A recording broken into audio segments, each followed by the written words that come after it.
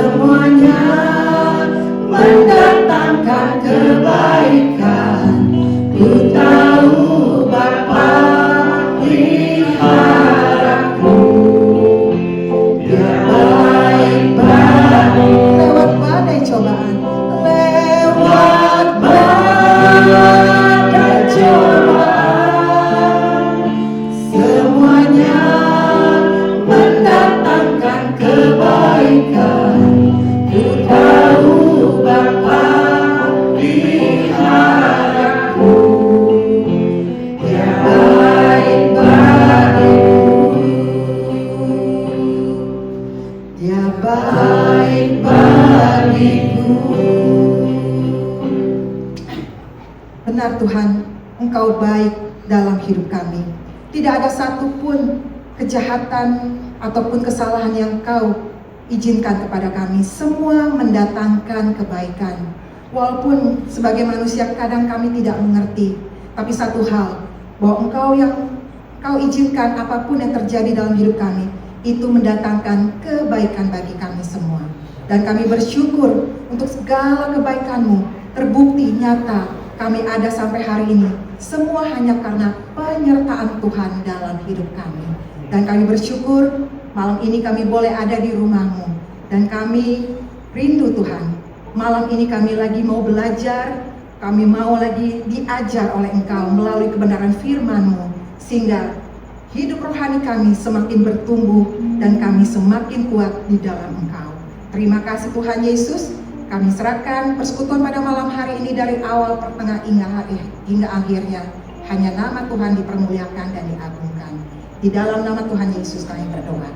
Amin. Silakan duduk saudara. Saudara, apakah ada sukacita dalam hidup saudara? Sukacita sejati itu hanya berasal dari Tuhan. Karena itu mari saudara, kita mau bersukacita untuk segala kebaikan Tuhan dalam hidup kita. Dan kita naikkan pujian nomor 9, Ku masuki gerbangnya.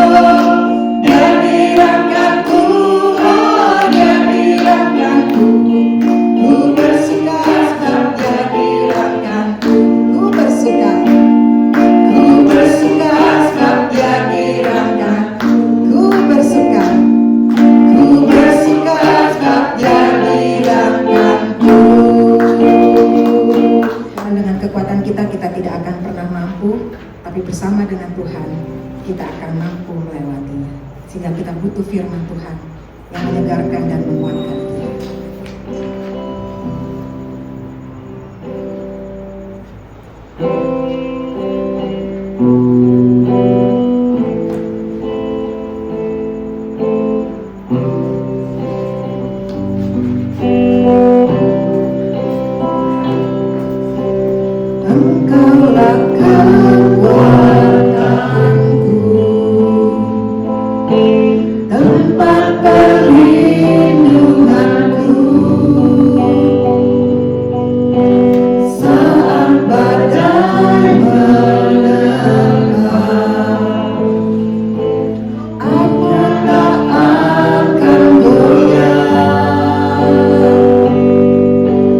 Aku tak akan goyah.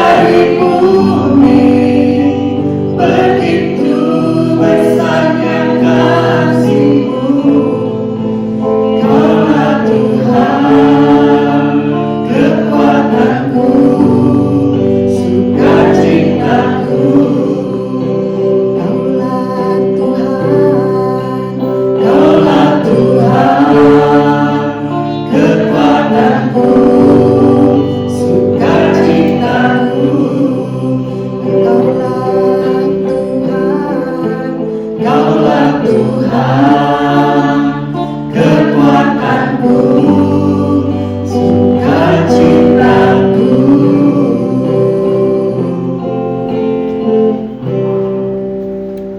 Mari kita berdoa.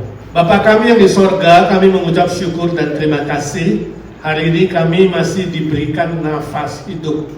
Boleh ada di rumah Tuhan bersama-sama kawan-kawan, belajar firman-Mu, saling menguatkan, saling menghibur, saling mendoakan. Semua ini adalah anugerah-Mu Tuhan, bukan kuat, gagah, pintar, ataupun apa yang kami punya, tapi semua karena anugerah-Mu, kemurahan-Mu yang besar bagi kami. Berkati waktu ini kami belajar firman-Mu, Tuhan buka pikiran kami, telinga kami, agar kami mengerti firman-Mu. Ya Roh Kudus, Kau yang menerjemahkannya dalam pergumulan kami, dan ajar kami bukan hanya menjadi pendengar-pendengar firman, tapi kami menjadi pelaku-pelaku firman Tuhan. Pakai hamba-Mu yang lemah dan terbatas ini Tuhan, jadikan dia saluran berkat-Mu bagi kami sekalian. Dalam nama Tuhan Yesus kami berdoa dan memohon berkat Tuhan. Amin. Nah saudara, malam ini tema kita adalah tak kenal maka tak sayang. Saya kira ini ungkapan yang sudah kita kenal sejak kita di Indonesia, mungkin sejak SD ya.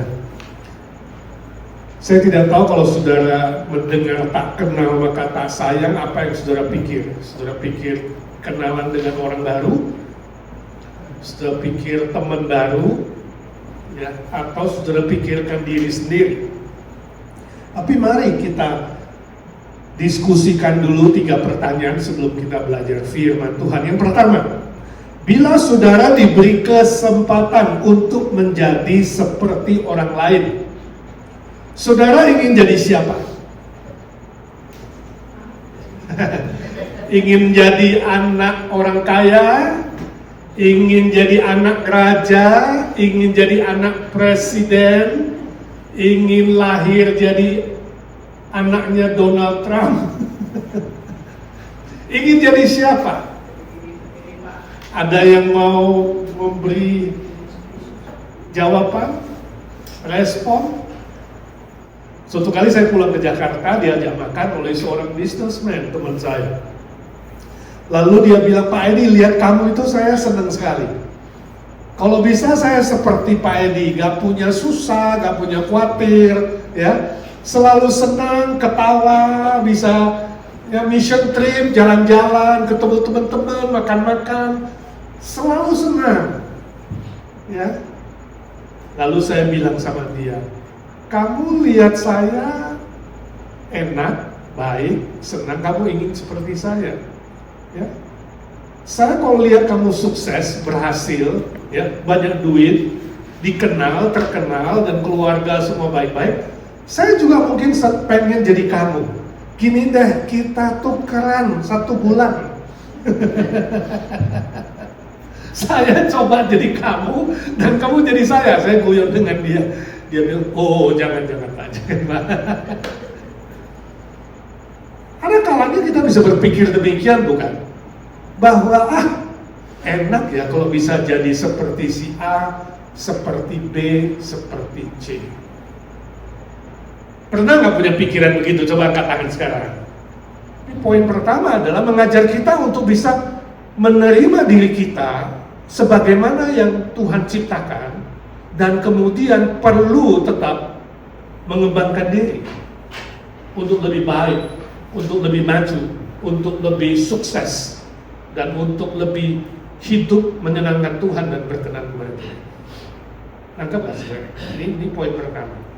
Poin kedua, menurut saudara, manusia yang tidak bisa menerima keberadaan dirinya, tentu di dunia ini ada sebagian orang gak bisa terima dirinya, ya. Kita tidak tahu alasannya, mungkin karena penampilannya kurang cakep, atau dia hidupnya lebih miskin, atau hidupnya lebih menderita dan lebih susah, atau ada faktor-faktor lainnya, keluarga, relasi, ya, dan lain-lain, ya.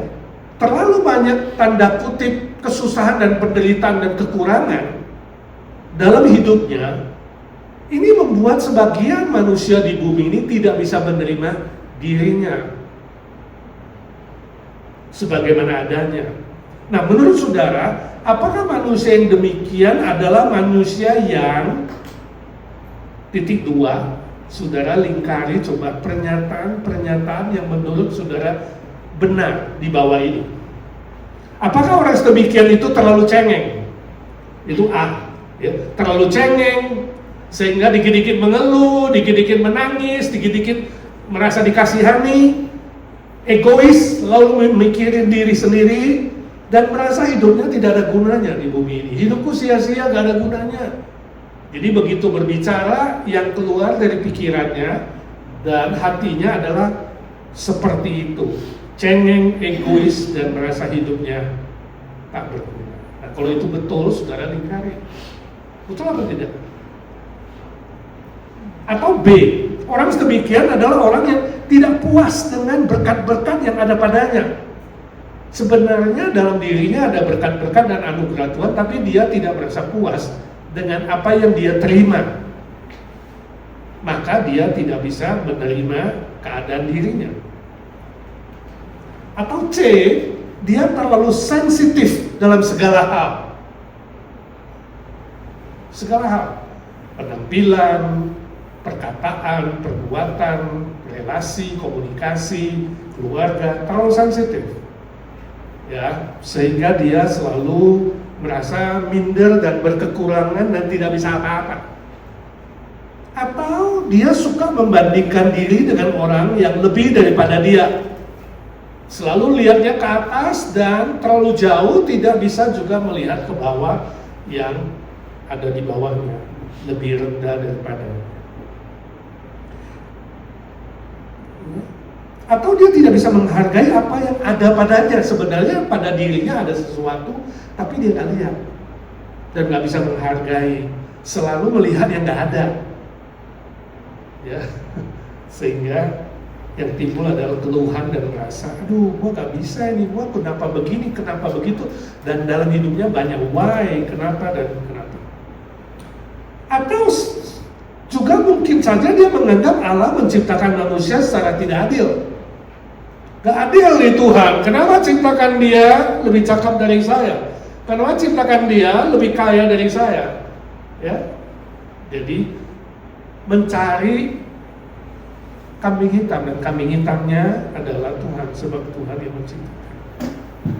Atau G, tidak akan maju. Orang demikian gak akan maju atau gak akan berhasil kecuali dia mau berubah. Ya, kecuali dia mau berubah. H, selalu mengeluh, dia selalu mengeluh dan tidak pernah bahagia dengan apa yang ada padanya. Gak ada sense of, gak ada rasa sukacita dan bahagia. Ya, nah, perasaan manusia, emosi manusia itu ada, salah satunya adalah rasa bahagia.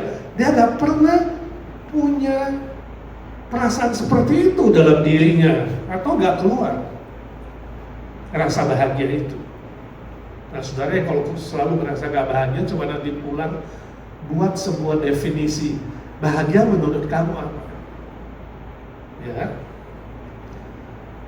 Atau selanjutnya I, orang sedemikian menuntut terlalu tinggi terhadap dirinya sendiri.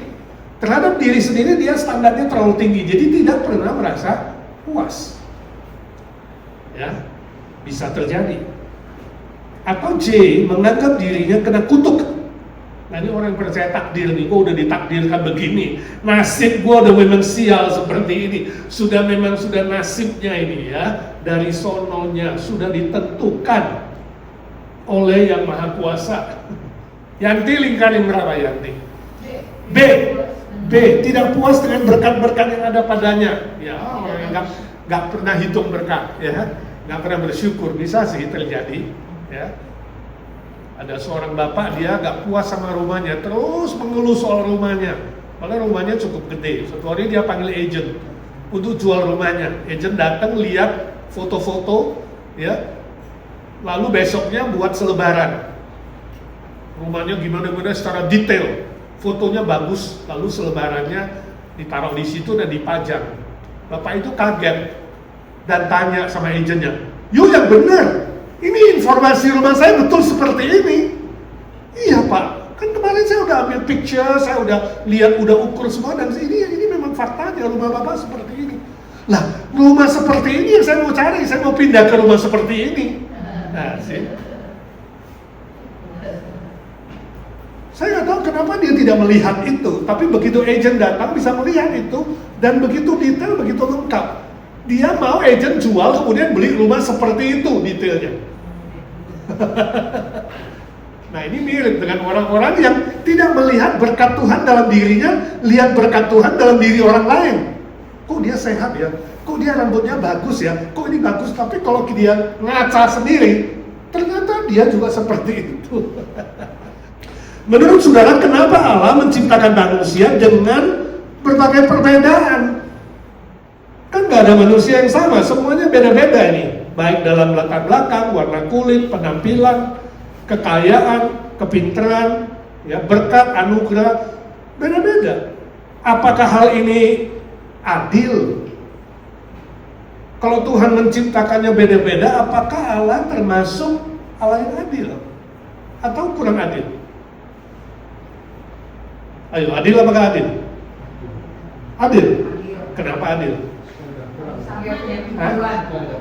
Supaya ada peperangan.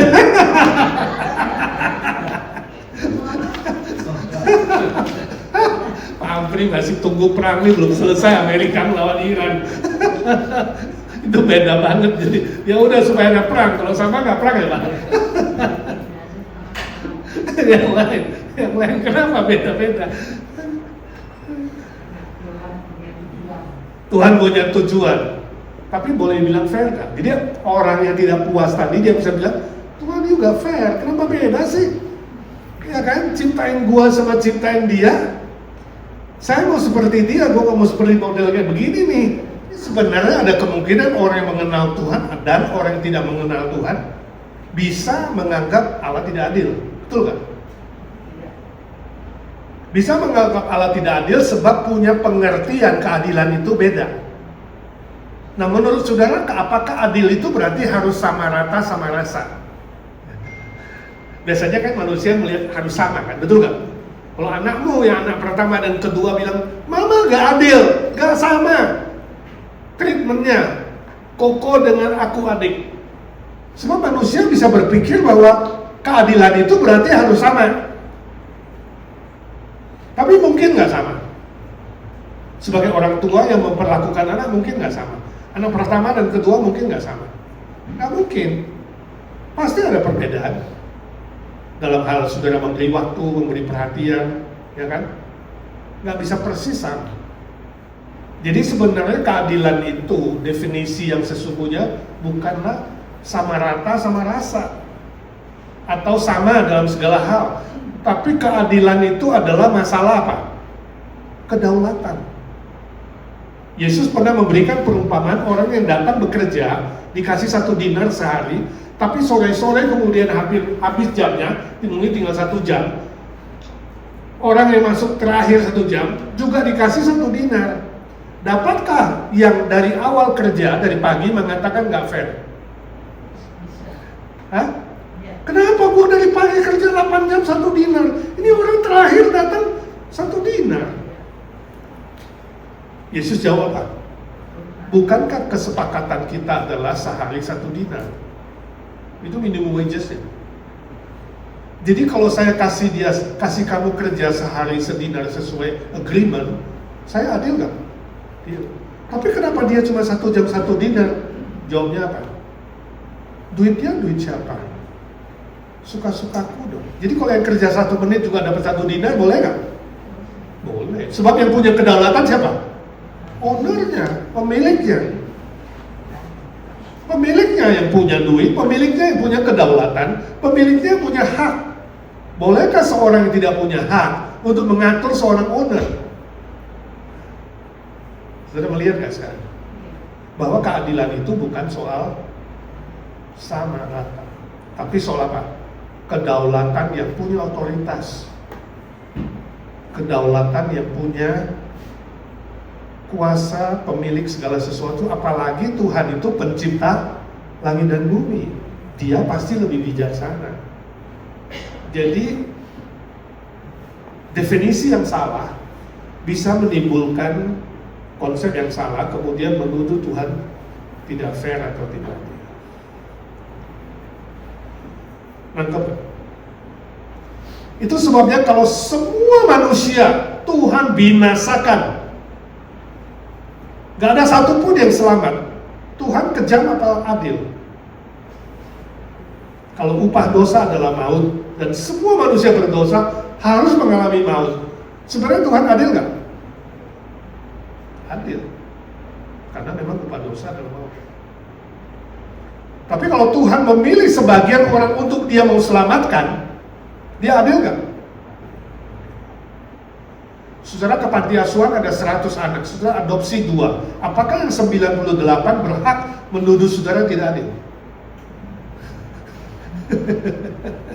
Kok pilih yang 2, gak pilih saya? Saudara bisa melihat sekarang, konsep keadilan tidak tergantung kepada sama rasa, tapi konsep keadilan itu harus berpusat pada kedaulatan yang berotoritas.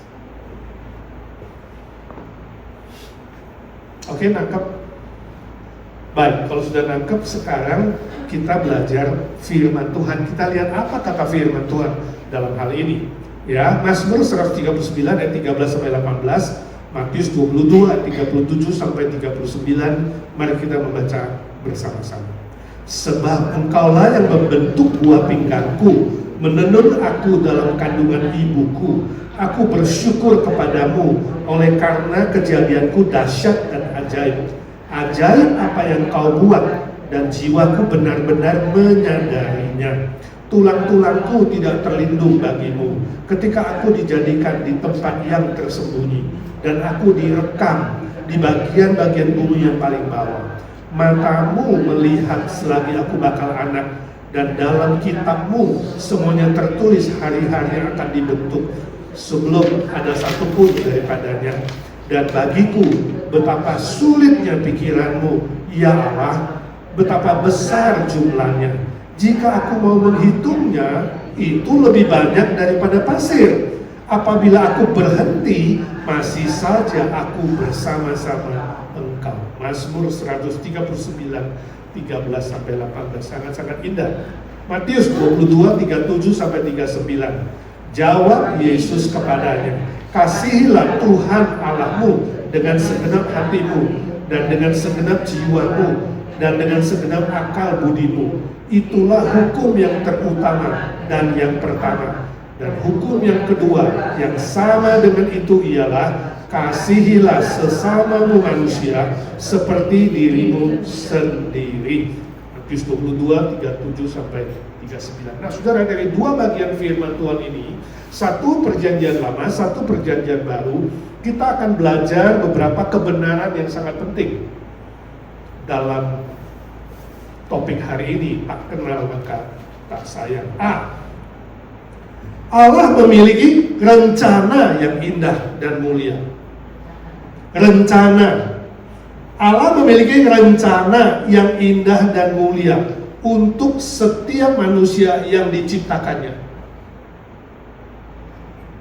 Sesuai dengan sifatnya yang maha kuasa, maha kasih, dan maha daulat. Itu yang kita baca di 13 sampai 16. Jadi Allah menentukan dengan kedaulatannya, dengan kebaikannya, dengan kasihnya, dengan kuasanya ketika menciptakan setiap manusia dengan rencana yang indah dan mulia.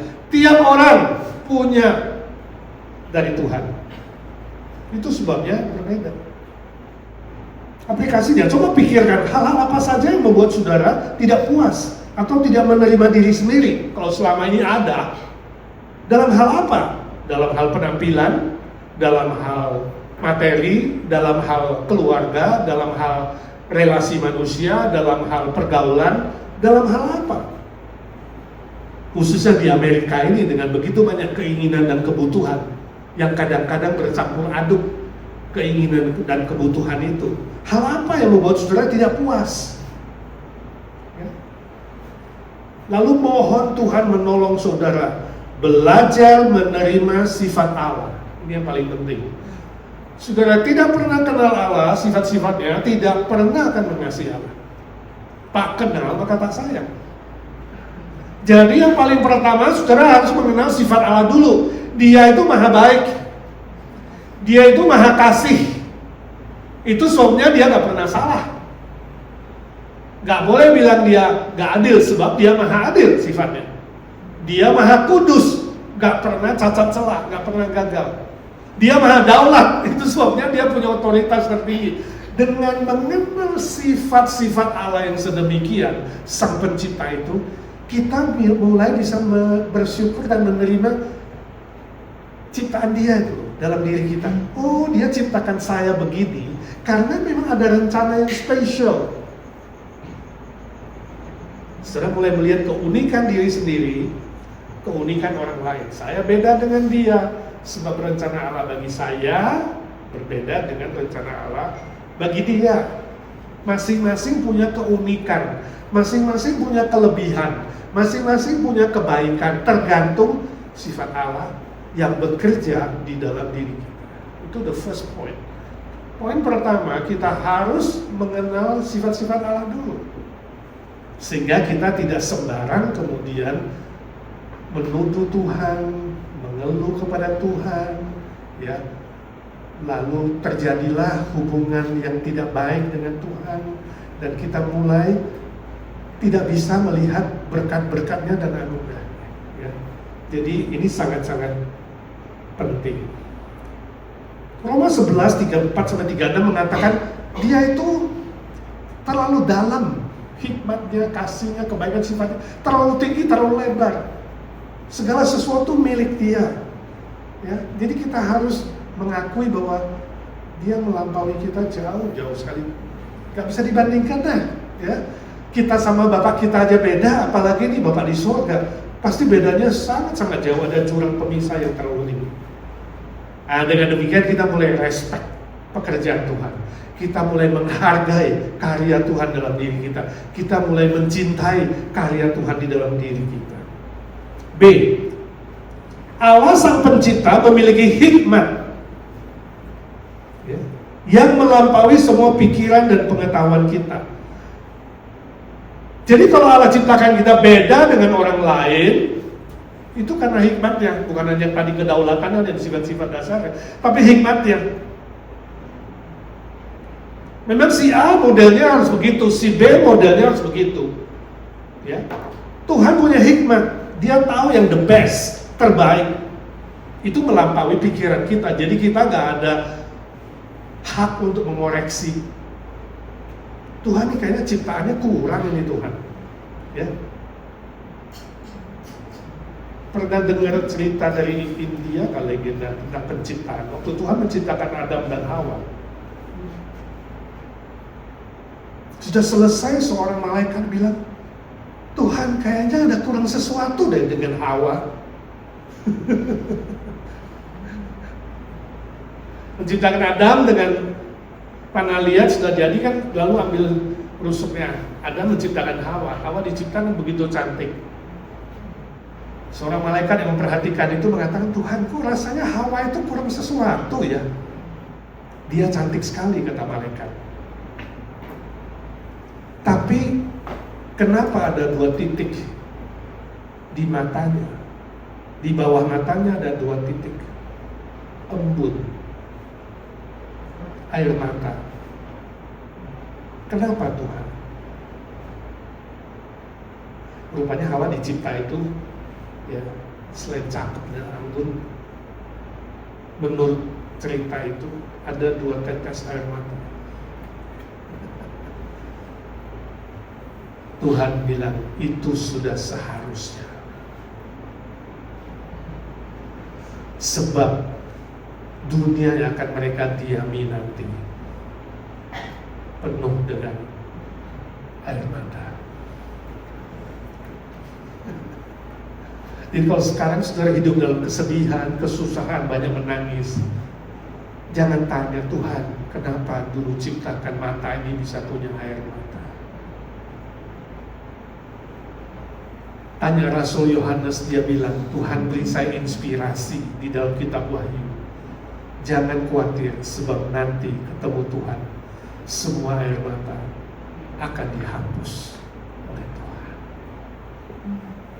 Jadi yang satu sudah seharusnya karena dosa, yang satu adalah bersabarlah, nanti semua kesusahan dan penderitaan akan dihapuskan dari air mata, dari mata orang-orang yang beriman dan percaya. Amin. Indah sekali ya. Allah yang maha hadir, jadi tadi maha hikmat, melampaui pikiran kita, itu ditambah dengan satu Allah yang maha hadir, menjadi jawaban atas semua pertanyaan dan keterbatasan kita. Itu 17 dan 18. Pemazmur coba menghitung semua pengetahuan Tuhan, sifat Tuhan ini terlalu banyak Tuhan. Gak bisa aku menghitung, sudah seperti pasir. Walaupun aku stop berhitung, aku bersyukur Tuhan. Aku gak bisa, tapi Engkau tetap bersamaku. Ini indahnya. Seringkali dalam pergumulan hidup kita ada persoalan, kesusahan, penderitaan yang memang gak ada jawabannya. Kita coba cari di mana, gak mungkin ketemu. Tetap gak ada jawaban, seolah-olah Allah itu diam. Tapi sesungguhnya Tuhan itu maha hadir dan ada di samping kita. Itu sudah cukup walaupun gak ada jawaban. Nah, ini menjadi sebuah kekuatan bagi orang-orang percaya. Walaupun gak ada pertanyaan, Tuhan aku tahu Kau tidak pernah meninggalkan aku. Jadi waktu aku susah, aku gak ada jawaban, Engkau ditinggalkan sendirian dan kesepian, aku tahu Tuhan, Engkau tidak pernah meninggalkan aku. Itu sebabnya Yesus mengatakan, aku selalu akan menyertai-Mu hingga kesudahan jalan. Aku tidak berubah dulu, sekarang, dan selama-lamanya. Sebab Yesus pernah ditinggalkan sementara waktu oleh Sang Bapa ketika Dia tergantung di kayu salib karena dosamu dan dosaku. Tapi setelah itu Yesus membayar hutang dosa kita. Kita menerima berkat-Nya, melampaui semua penderitaan dan kesusahan, yaitu penyertaan Tuhan selama-lamanya. Kemahahadiran Tuhan adalah jawaban dari semua penderitaan dan kesusahan dan ketidakmengertian kita di muka bumi ini. Amin. Yang terakhir, C. Tujuan kita diciptakan adalah untuk menerima keselamatan di dalam Yesus Kristus. Itu yang jauh lebih penting daripada penampilan, daripada harta, daripada materi dan apapun. Sebab kalau kita tahu aku diciptakan kayak begini, gak ada alasan untuk mengeluh sebab aku akan diselamatkan. Keselamatan yang Yesus berikan kepadaku jauh melampaui apa yang aku tidak puas sekarang terhadap diriku. Ya. Lalu kita juga akan diubah untuk belajar mengasihi Allah. Mengasihi Allah dan sesama. Itu yang dikatakan Tuhan Yesus sebagai jawabannya. Seluruh perjanjian lama, semua keluhan di perjanjian lama, semua kesusahan, semua ketidakmengertian, semua nubuat, itu disimpulkan di 2 ayat ini tadi. Kasihilah Tuhan Allahmu dengan segenap hatimu, jiwamu, pikiranmu, kekuatanmu, dan kasihilah sesamamu orang lain seperti dirimu sendiri. Itu 2 hukum yang sama. Mengasihi Allah dan mengasihi manusia sama. Itu intisari dari semua perjanjian lama. Indah sekali, itu tujuannya. Jadi kalau hari ini kita masih hidup, kita masih diberi kesempatan, kita masih diberikan apa yang kita punya sekarang, anugerah dan berkat-berkat, itu goalnya cuma satu, belajar mengasihi Tuhan dan mengasihi sesama. Tapi bagaimana bisa mengasihi Tuhan dan mengasihi sesama? Kita perlu belajar mengasihi diri sendiri dulu, ini kuncinya. Kasihilah dirimu, baru bisa mengasihi orang lain. Dimulai dari mengenal diri, menerima diri, menghargai diri, dan membangun diri. Ini penting. Tanpa itu saudara tidak bisa mengasihi Allah, gak bisa mengasihi manusia, sebab saudara tidak menerima diri. Ini dulu kuncinya. Tak kenal maka tak sayang. Kenali dirimu, terima dirimu, bangga terhadap dirimu, Hargai, temukan hal-hal yang indah, kemudian baru bisa mengasihi Tuhan dan mengasihi sesama. Hukumnya sama. Ya, penting sekali. Efesus 2 ayat 10 mengatakan kita diselamatkan dan kemudian dijadikan masterpiece. Masterpiece itu apa? Kayak lukisan, pelukis-pelukis top itu lukisan yang paling terkenal, lukisan yang paling mahal, yang paling indah. Jadi setiap manusia walaupun beda, di mata Tuhan adalah sebuah masterpiece, adalah sebuah karya seni yang paling top, paling tinggi. Jadi pulang lihatlah dirimu di cermin, lihat dari ujung rambut sampai ujung kaki, dan berkata kepada orang di cermin itu, aku bersyukur kepada Tuhan sebab kau adalah masterpiece, ciptaan yang paling tinggi nilainya, ciptaan Sang Pencipta. Nah, saudara mulai mengasihi diri, menerima diri, mengembangkan diri, ya. Jadi jangan pernah khawatir, ragu, bersungut-sungut atau mengeluh terhadap diri, apalagi menghina diri dan menolak diri, lama-lama bisa bunuh diri. Ya, ini sangat-sangat berbahaya. Kita harus yakin 100% Tuhan kita gak pernah buat salah, Tuhan gak pernah gagal, Dia gak pernah tidak adil, Dia gak pernah melakukan hal yang jahat, selalu baik, ya. Kita ini terlalu kecil dibandingkan dengan Sang Pencipta. Yang terakhir, coba tuliskan sebanyak mungkin hal-hal yang baik dan positif. Nah, ini PR saudara. Pulang di rumah, selain lihat cermin, ngomong sama orang yang di cermin masterpiece, puji dia, bangga terhadap dia. Habis itu saudara, ambil cari kertas. Kalau nggak bisa malam ini, besok tulis satu-satu hal yang baik dan indah dan positif dari masterpiece ini. Nah, saudara mulai tulis. Pasti ada ciptaan Tuhan, ya. Mungkin ada 5, ada 7, ada 10, tulis sebanyak mungkin yang menurut saudara nilai yang positif, nilai yang baik. Lalu bersyukur kepada Tuhan satu persatu. Aku bersyukur kepadamu Tuhan, sebab Engkau menciptakan hidungku kecil lubangnya, supaya kalau hujan tidak masuk air hujan. Aku gak tahu. Mulai bersyukur. Tuhan, aku bersyukur kepadamu sebab aku diciptakan tinggi, besar, kokoh dan kekar, supaya kalau ada angin kencang aku gak ditiup dan hilang melayang. Misal, I don't know what kelebihanmu, ya, baik secara fisik, secara mental, secara karakter, secara rohani, secara materi, apa saja, pasti ada hal-hal yang baik. Amin. Lalu mulai mengucap syukur, ya. Katakan, Tuhan, aku bersyukur ciptaanmu ajaib dan mulia di dalam aku, ya. Maka saudara akan diperbaharui dengan pemikiran yang baru, transformasi pikiran, kata Roma 12 ayat 2, diubah. Saudara memandang segala sesuatu dari sudut pandang Allah, bukan lagi sudut pandang diri sendiri. Jadi mindset kita, definisi kita, konsep kita mulai diubah dari sudut pandang Tuhan yang selalu maha baik. Roma 8:28, apapun yang terjadi kelak ujungnya adalah kebaikan, asal saudara sungguh-sungguh tetap setia beriman dan mengasihi Tuhan. Amin. 1 Tesalonika 5:18 mengucap syukurlah dalam segala hal, sebab itulah yang dikehendaki Allah di dalam Tuhan kita Yesus Kristus. Mari kita doa.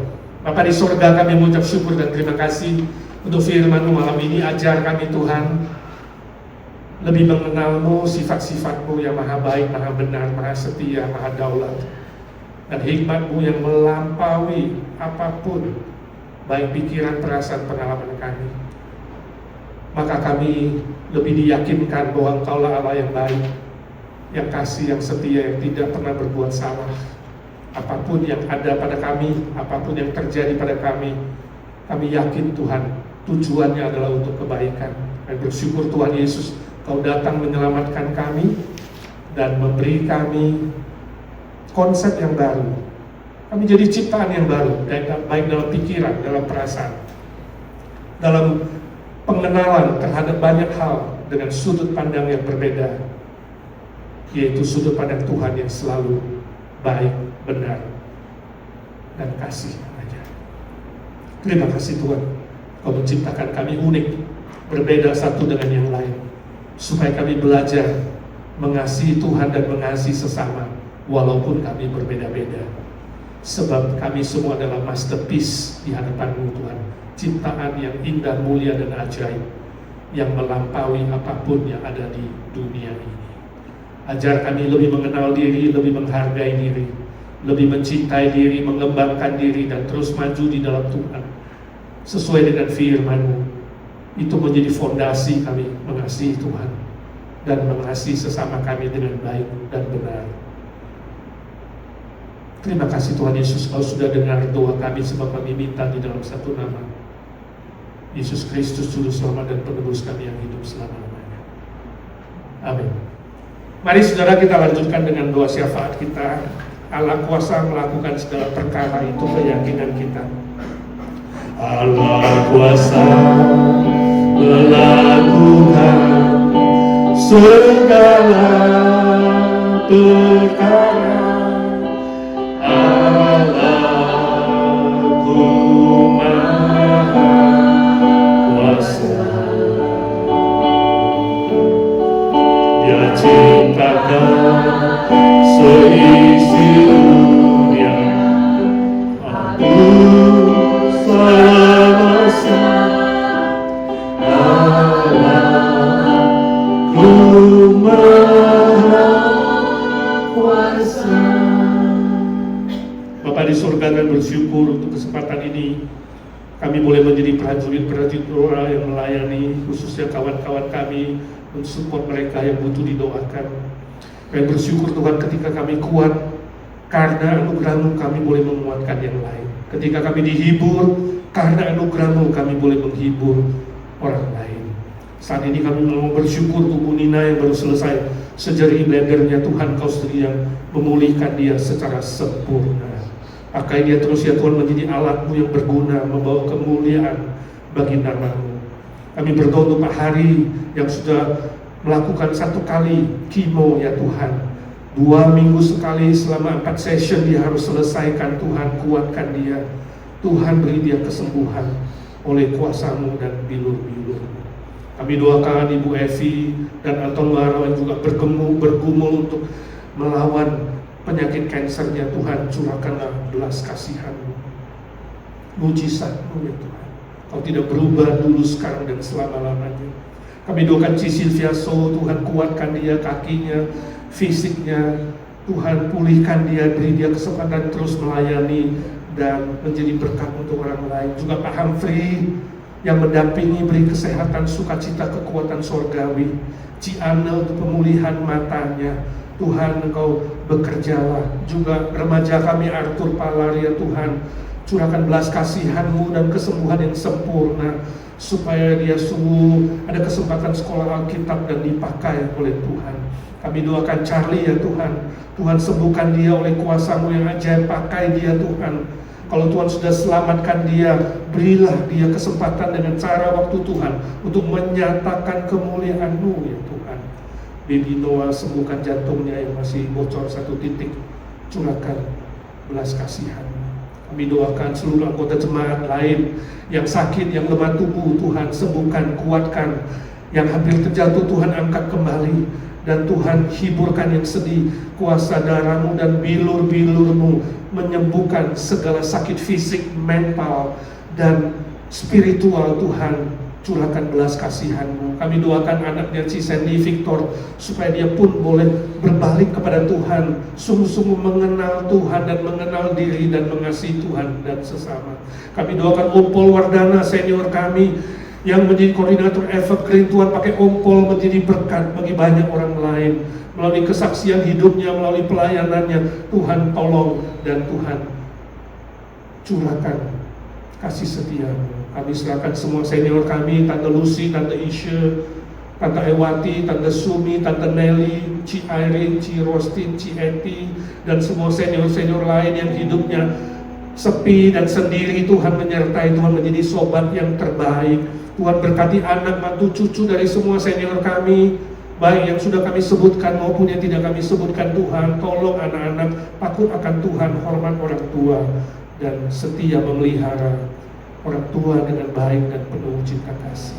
Terima kasih Tuhan, terima kasih dan bersyukur untuk gereja kami IGNC yang Tuhan sudah mulai 20 tahun lalu. Tuhan, Kau berjanji, Engkau memulai pekerjaan baik. Tuhan berjanji akan memberkati dan meneruskan dan menggenapinya.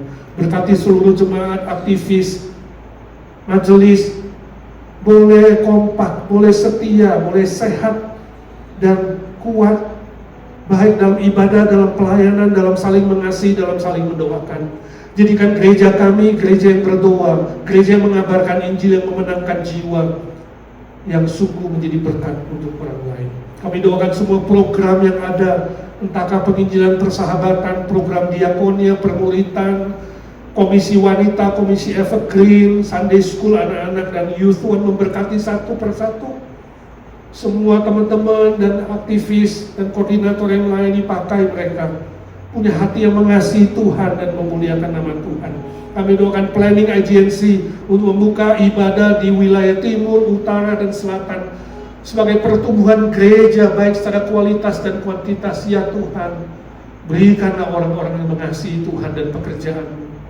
Tuhan, berikan kami orang-orang yang rindu, punya beban di dalam church growth, pertumbuhan gereja dan mission ini. Ya Tuhan, Kau juga memberkati Indonesia, negara kami. Beri kestabilan politik, keamanan, ekonomi, kerukunan beragama, dan semua aspek lain. Biarlah rakyat Indonesia bisa lebih sejahtera. Berkati gereja-gereja dalam menginjili, dalam memenangkan jiwa. Kami berdoa ya Tuhan untuk family, handai tolan keluarga kami di sana. Yang sakit Tuhan sembuhkan. Kami ingin anaknya Mbak Tuti, Tuhan pulihkan dia. Kami ingin adiknya Ingrid, Tuhan pulihkan dia. Kuatkan iman mereka yang belum beriman, berilah iman untuk mengenal Tuhan sebagai juru selamat. Kami doakan yang sakit, yang lemah tubuh, Tuhan sembuhkan. Yang belum mengenal Tuhan boleh mendengar Injil dan diselamatkan. Yang sudah mengenal Tuhan lebih setia. Kami doakan Amerika ya Tuhan, boleh tetap menjadi pionir kebenaran dan keadilan-Mu. Berkati gereja-gereja yang tekun memegang firman Tuhan. Tuhan pakai menyuarakan kebenaran. Kami doakan gereja-gereja liberal yang sengaja melawan Tuhan. Ya Tuhan, curahkanlah pertobatan di hati dan pikiran mereka. Tuhan, berilah kebangunan rohani dan moral untuk Amerika agar tidak dibinasakan. Tuhan, berkati Trump dan kabinetnya melakukan tanggung jawab mereka secara benar, hati nurani yang murni, supaya perang boleh cepat selesai. Ada kebangunan rohani dan pembaharuan imigrasi bagi mereka yang sangat membutuhkan. Tuhan, curahkan belas kasihan-Mu. Kami doakan kawan-kawan yang bergumul di dalam pekerjaan, dalam keuangan, dalam keluarga, dalam relasi, dalam iman, dalam pelayanan, dalam konflik yang belum diselesaikan, dalam status teman hidup, dan yang lain-lain. Tuhan tahu satu persatu ya Tuhan. Dengarkan doa anak-anak-Mu satu demi satu, baik yang di sini berdoa diam-diam maupun yang melalui online berdoa di hadapan Tuhan. Yesus, Tuhan Yesus, dengar doa kami satu persatu. Yesus, Yesus, dengar doaku.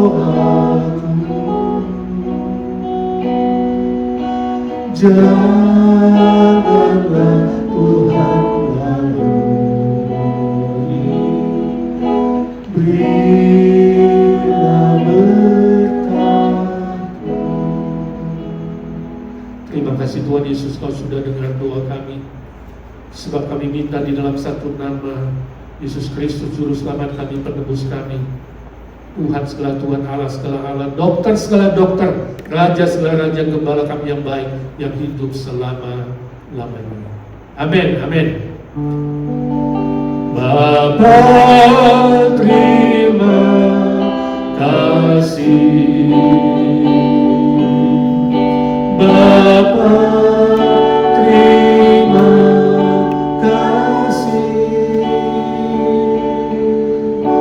Bapa, dalam surga, ku beri terima kasih.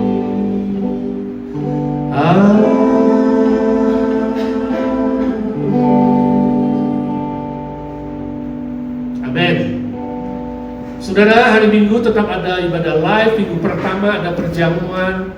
Datanglah beribadah bersama. Kita mulai serial yang baru, doa yang diajarkan oleh Tuhan Yesus. Tema kita, Bapa kami yang ada di surga.